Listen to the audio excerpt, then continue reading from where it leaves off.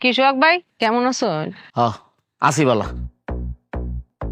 তে চাচার লগে কি তৈছে?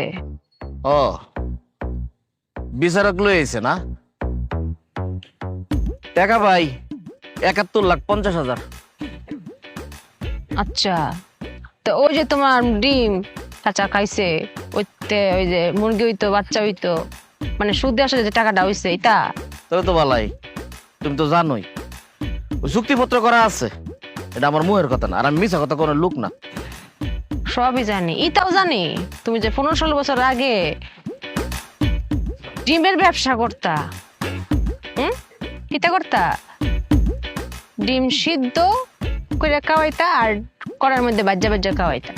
ব্যবসাটা তো ছোট করে দেয়, আর কিছু নাই, হালাল ব্যবসা। তো সে তো বাজা ডিম খাইছে না?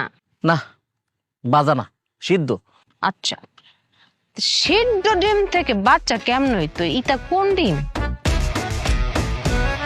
আসলে তো সোহাগ, সিদ্ধ ডিমে তো বাচ্চা হয় না, এই কথা। পুষ্পায় না আছে না? আপনি কথা কন কে রে? কথা কইতেছি না? হ্যাঁ, কি জানো? পুষ্পা, তুমি তো একটা মারাত্মক পেস্ট মারলা।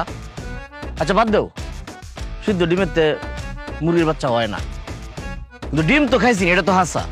সিদ্দিকাকে কি না করতে পারবো? ওই ডিমের দামই ৭১,৫০,০০০। আমার ওই ৭১,৫০,০০০ দিলেই হইব, সমস্যা নেই। ডিমের দাম, ডিমের দাম মানে ডিমের যে সুদের টাকাটা, তাই তো? ওটা তুমি এখন যেটা মনে করো, আমার তো কিছু করার নাই, আমি তো ডিমের দামই জানি। ক্লিয়ার করো কথা ক্লিয়ার? কথা ক্লিয়ার। সুদের টাকা, তো সুদের টাকা যদি তুমি ডিমের সুদের টাকা চাও, তাহলে তো কাজ করা লাগে, গ্রামের মুরব্বী চেয়ারম্যান মেম্বার ডাইকা এটা বিচার বসানো লাগে যে তুমি ডিমের সুদের টাকাটা চাও, মানে তুমি সুদ খাও। আর সুদের বিচার কেমন করে করা লাগে ইত্যা পুষ্পা জানে, ঠিক আছে? কিভাবে বিচার করবা?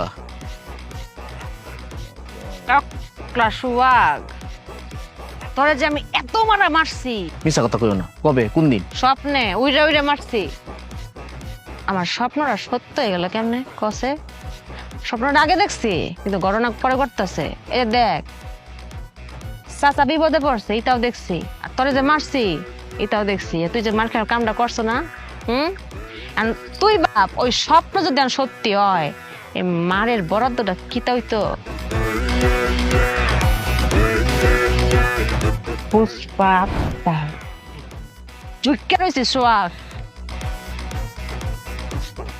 চাচা চলো।